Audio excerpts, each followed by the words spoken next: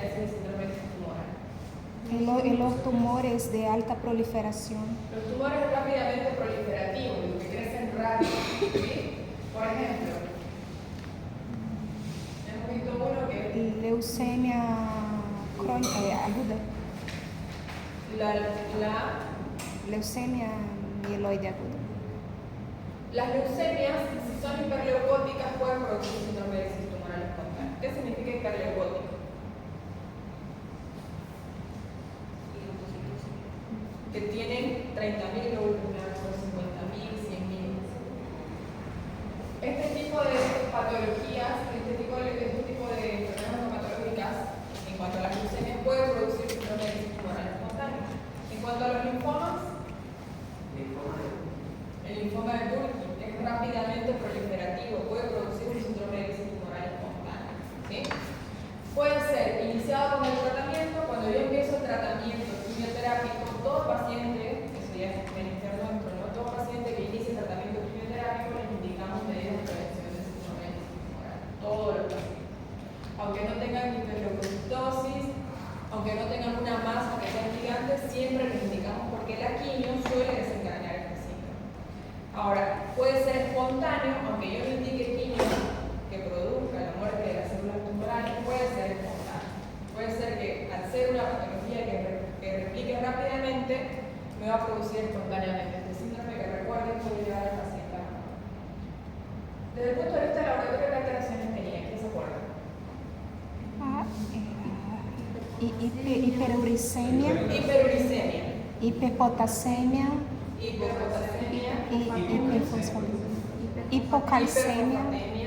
hipocalcemia, Y signo clínico de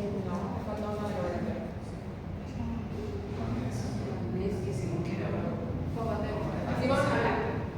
Vamos a parar la clase de cabeza. ¿Cuál falta? ¿Ah? No, síndrome de éxito tumoral, no moles. ¿Qué falta? Eso es por ya desde los libros. La fusión renal. Recuerden que son todas hiper y una hipo. Hiper incluye el aumento de la alteración de la función renal, que obviamente va a estar aumentada la urea creatinina. ¿Cierto? Entonces, los datos de laboratorio son hiperglicemia, hiperfosfatemia, hiperpotasemia, hipocalcemia. Y acá voy a volver a preguntar, sobre todo los que dieron el recuperatorio, ¿cuáles son los signos clínicos de hipocalcemia sintomática? ¿Quiénes dieron el recuperatorio? Vamos a estar, lúcete. Yo imagino que vieron el examen y dijeron, no me lo sé, llegaron a su casa y buscaron los signos de hipocalcemia. O siguen con la duda. ¿No lo buscaron? Jacqueline. Son para dormir, chicos, con la duda.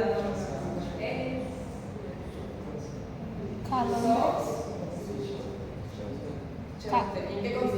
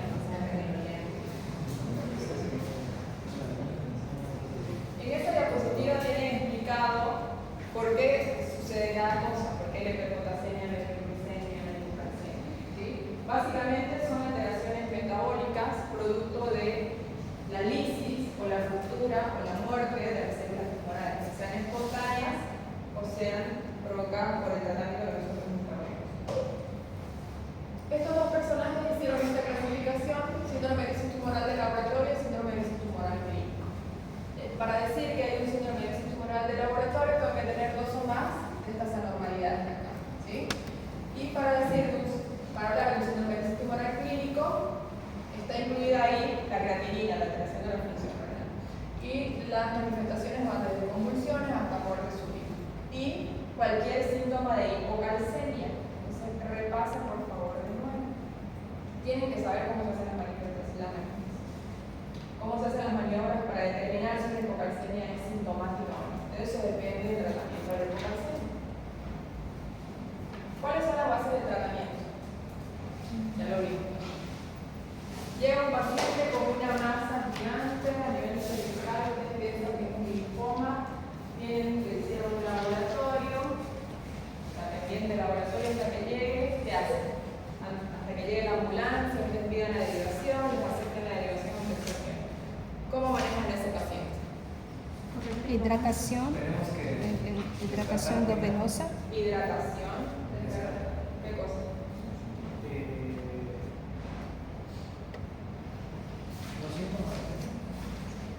No, ya está la alta sospecha de linfoma. No hay forma que vos lo diagnostiques porque no hay biopsia en tu centro de salud.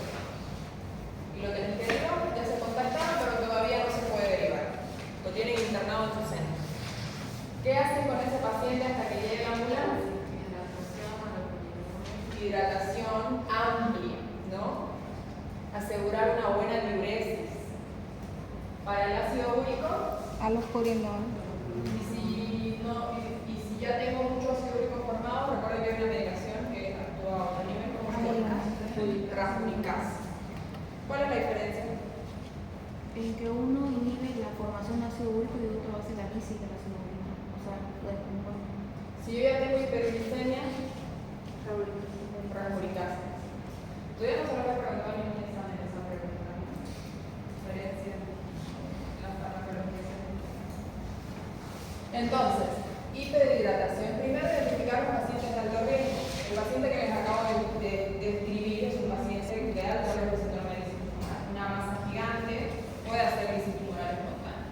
Entonces, hidratación endovenosa, iniciar con 2 a 3 litros por metro cuadrado por día.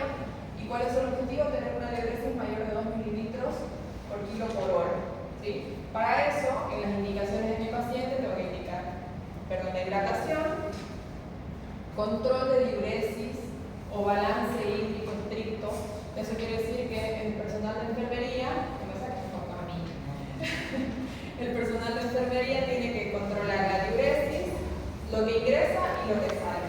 Para eso se toma en cuenta lo que toma, lo que entra por la vena, el vasito de agua. Eso van a aprender a hacer cuando sean internos. Ustedes van a hacer balances. Se controla la diuresis, catarsis, todo, básicamente. Y bueno, después, allopurinol, rafuricasa, ingreso óseo. De todas estas cosas, digamos que ustedes hasta acá, tranquilamente en cualquier nivel de atención lo pueden manejar, ¿cierto? Indicar un allopurinol vía oral se puede hacer. Indicar hidratación lo pueden hacer. ¿Sí? Si no pueden ponerle una vía porque están extremadamente en la nada misma, que sea vía oral, hidratación vía oral. ¿Sí?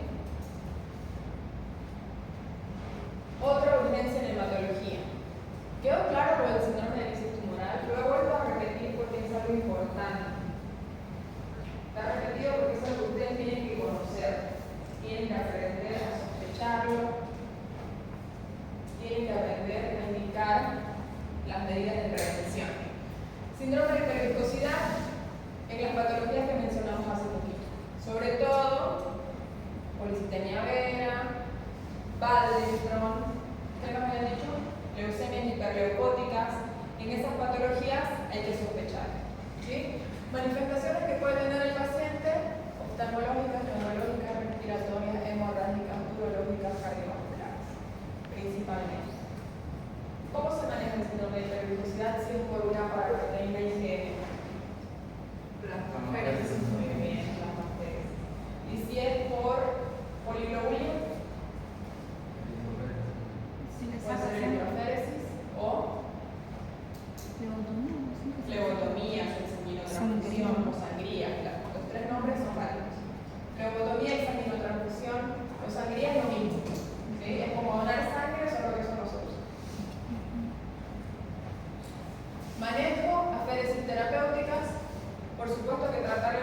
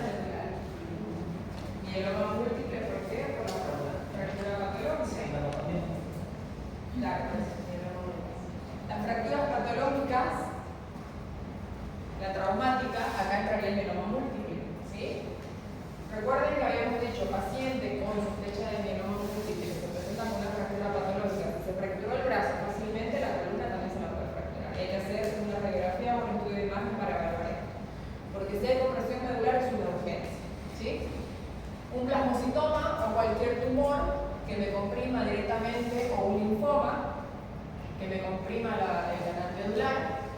Vascular puede ser un hematoma en un paciente coagulopático. Esto no es tan hematológico, pero sí también hay causas infecciosas. La clínica va a ir desde el dolor, claudicación, disfunción, automática o parálisis. El diagnóstico siempre va a ser por estudios de imágenes, no hay otra forma. ¿Sí? Lo sospecho con la clínica, diagnóstico con el estudio de imágenes. Y en cuanto al manejo, va a depender de la causa de la compresión. Si es una fractura, llamaré al neurocirujano, que se encarga de operar acá, o al traumatólogo de columna, para que me fije esa columna. ¿Sí? Si es, por ejemplo, un tumor, puedo optar por corticoides, radioterapia de urgencia o quimioterapia de urgencia. Si lo que comprime mi médula es un tumor o un plasmocitoma, por ejemplo, puedo optar por la radioterapia de urgencia. Y la cirugía de descompresión en caso de algo mecánico o una fractura, por ejemplo. ¿Okay? Por último, coagulopatía de consumo o CID. ¿Quién ha escuchado mencionar que sean coagulación intramuscular diseminada?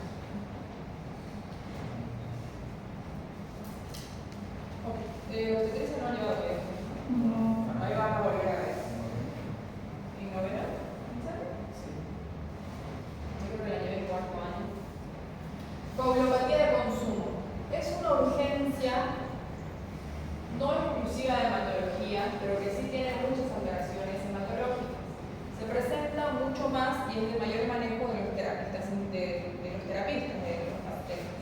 médicos de terapia intensiva, porque es muy típica en paciente crítico. ¿Sí? ¿En qué consiste? Es un síndrome adquirido como respuesta a una lesión sistémica que produce un exceso de generación de trombina con consiguientes mecanismos de anticoagulación. ¿Cómo se va a manifestar? Principalmente puede manifestarse como una trombosis exagerada o como una coagulopatía exagerada. Es decir, el paciente puede hacer trombosis cuando predomina el componente antifirinolítico o hemorrágicas o hemorragias cuando predomina el fenotipo firinolítico. ¿Sí? El paciente puede tener o trombos o mucho sangrado o ambos, que sería el peor escenario, el escenario más complejo. Estas son algunas causas de CID, coagulación intravascular diseminada o coagulopatía de consumo, se llaman igual. Siempre hay una causa. Dentro de las hematológicas tenemos la leucemia promielocítica aguda, que recuerdo haberse mencionado cuando veíamos leucemia mieloide aguda.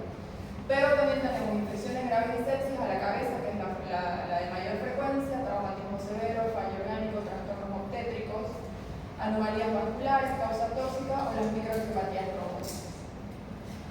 Las que más nosotros tratamos es la leucemia promielocítica aguda. ¿Sí? Es una urgencia en hematología porque estos promielocitos agudos, patológicos, lo que producen, en realidad desencadenan la muerte del paciente porque producen una CID. Entonces, por eso es una urgencia hematológica. ¿Sí?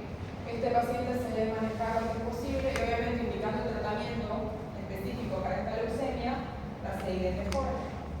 Es así que cuando nosotros tenemos la mínima sospecha de una promielocítica, de una LMAM3, que la sospecha nuestra va a ser morfológica, estamos autorizados a iniciar tratamiento citodiferenciador, aunque no tengamos la confirmación de la citometría, aunque no tengamos el citogenético, aunque no tengamos la biología molecular.